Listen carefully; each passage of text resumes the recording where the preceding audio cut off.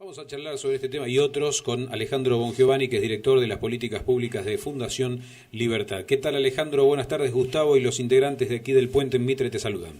Hola, Gustavo. Hola, muchachos, ¿cómo están? Bien, gracias por atendernos. Alejandro, esta experiencia, la que está llevando adelante Rosario en materia de descanso dominical, que por su complejidad, su magnitud también, una ciudad de 1 millón de habitantes, para muchos era imposible la aplicación de esta ley, pero evidentemente, como decía recién Andrés, algunas grandes cadenas de supermercados están dando batalla para que realmente esto se efectivice y quede ya como una ley que se cumpla a lo largo del tiempo. ¿Qué pensás este descanso dominical, los pros y los contras? No, a ver, la ley está y mientras la ley está hay que cumplirla. Al mismo tiempo creo que la batalla que se puede dar, los que estemos en contra de esta norma, es la constitucionalidad de la misma, que está en disputa.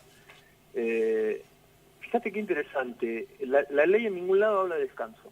Eso es algo que pasa desapercibido. Sí. Pero la ley 13441, que la sancionaron en noviembre del 2011, ningún párrafo de la ley dice descanso.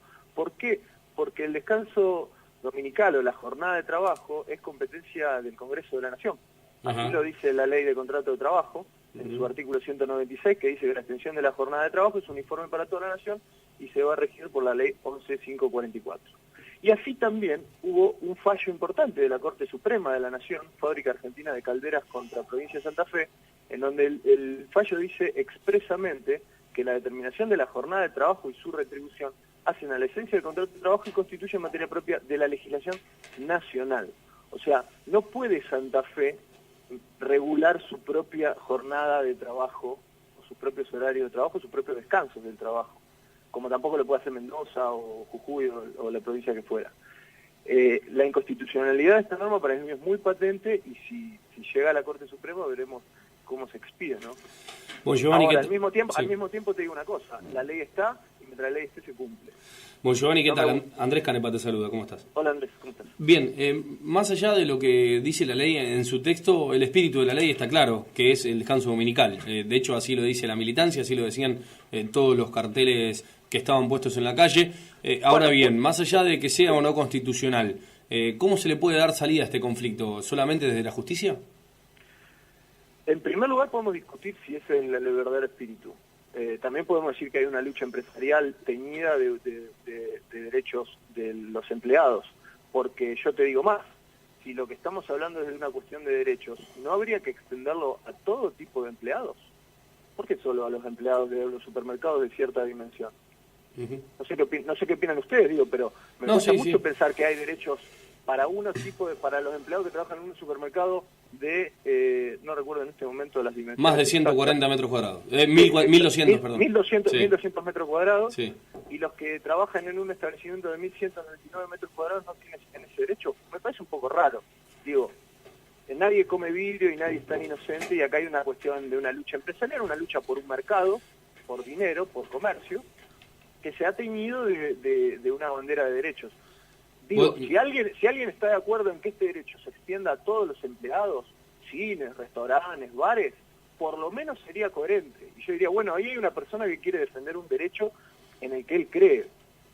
Pero no veo mucha gente que vaya por ese lado. No, o inclusive a todo el sindicato de comercio en su totalidad y no solamente a los empleados. Porque el cine, restaurantes y bares históricamente fue un trabajo también de día domingo, pero más allá de eso, el espíritu de la ley inicial yo creo que se ha tergiversado y eso es cierto. Ahora bien, Bongiovanni, vos me estás denunciando una puja de poderes empresariales. ¿La mediana empresa de Rosario está haciendo este lobby?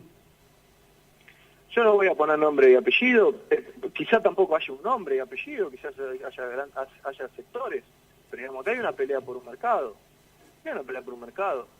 ¿Quiénes salen perjudicados si se cierran los domingos? Sí, las 4 cadenas, nada más. Bueno, sí. Y cuando sale perjudicado alguien en un mercado competitivo, como es el mercado de la venta de mercadería de supermercados, otro se ve beneficiado. Sí, salió un número que inclusive otorgó la mediana empresa, que se aumentó un 20% la compra en almacenes de barrio y supermercados chiquitos de barrio el último domingo. Claro, que son las que, a ver, ni los supermercados son malos per se, ni las almacenes de barrio son buenas per se, ¿no? Pero digo, las almacenes al consumidor lo perjudica porque le sale más caro, porque el almacenero, no porque sea más malo que el supermercadista, pero como maneja volúmenes otros costos, más chicos, otros stock, claro, obviamente. maneja volúmenes más chicos, sí. Tiene que tener una ganancia más grande en porcentaje, ¿no? Ahora, bueno, puntualmente se da esta disputa, yo creo que es una disputa vieja que harta discutido en el ambiente público político de la ciudad de Rosario. Seguimos con esta dualidad de descanso dominical sí, descanso dominical no. Ahora, ¿también es inconstitucional regular el comercio? Porque estaba esa duda también. No, hay muchas regulaciones que no tienen nada, que la Constitución las permite.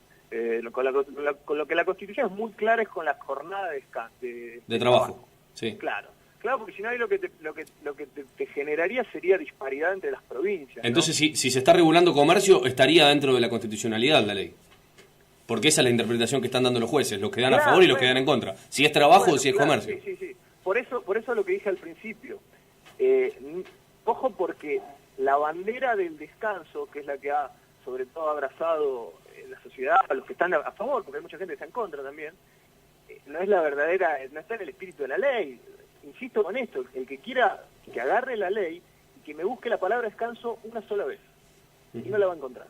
Digo, no es casualidad, a ver, esto no es casualidad. Los que lo redactaron sabían que el descanso es una cuestión nacional y que no podían tan expresamente ponerlo en la letra de la ley. Digo, fue una engaña pichanga también. Va a seguir la discusión seguramente sobre este tema. Claro. Cambiando de tema, y te quiero preguntar también por este estudio que hicieron desde la Fundación, por la conformación social y el cupo femenino en el Congreso de la Nación. ¿Qué resultados le trajo? Sé que trabajaron bastante en ello. Sí, qué bueno que me preguntes esto. En realidad es un poco más amplio, es un perfil humano del Congreso de la Nación,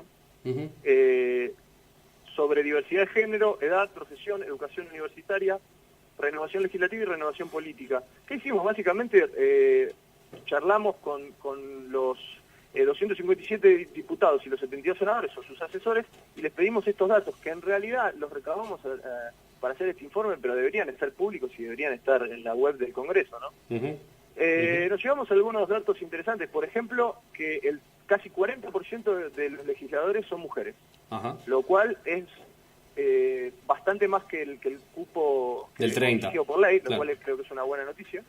Y fíjate qué interesante, bastante más que el promedio de América Latina, que es el 25, con países que están bastante atrasados. Por ejemplo, en Brasil solo el 9% de los legisladores son mujeres, en Paraguay el 15%, en Chile el 16%, en Uruguay el 20%. Mira, sobre todo los de nuestra región están mucho más atrasados que nosotros. Exacto. El promedio de América Latina total es el 25. En Argentina es casi el 40, lo cual muestra que la ley de cupo femenino ha resultado bastante bien, ha cumplido bastante. Y me interesa el tema de renovación y de edades. ¿Cómo está la situación? Bueno, en tema de edades, tenemos en este momento en el Congreso la edad promedio es de 52 años, bajó 3 años respecto al último Congreso, digamos la renovación anterior, que era de 55, y ahí tenemos una diferencia que es tradicional y siempre se arrastra entre diputados y senadores. Los diputados tienden a ser un poco más jóvenes, 51, los senadores 57, siempre tienden a ser un poco más viejos. Y vinculado con esto, que vos preguntás la renovación, nosotros medimos la renovación legislativa y la renovación política. A la primera se refiere si los que son diputados hoy fueron diputados antes o los que son senadores hoy fueron senadores antes. ¿Solo última gestión o podrían haber sido antes de la última gestión? No, en general. En general. Y hay bastante poco que esté repetido, digamos, o sea, lo cual es muy bueno, hay solo un 25%. ¿Un 25% de todo el Congreso solamente repite el mandato? Exacto. Es muy poco eso. Acá en Santa Fe no pasa lo mismo. En Santa Fe no pasa lo mismo, es verdad. Y la renovación política es cuántos de los que están sentados hoy en el Congreso vienen de otra función política. O si vienen del Poder Ejecutivo y fueron al Congreso. Claro. Sí. El 40% no. El 40% no, lo cual habla de una tasa de renovación altísima también. Sí.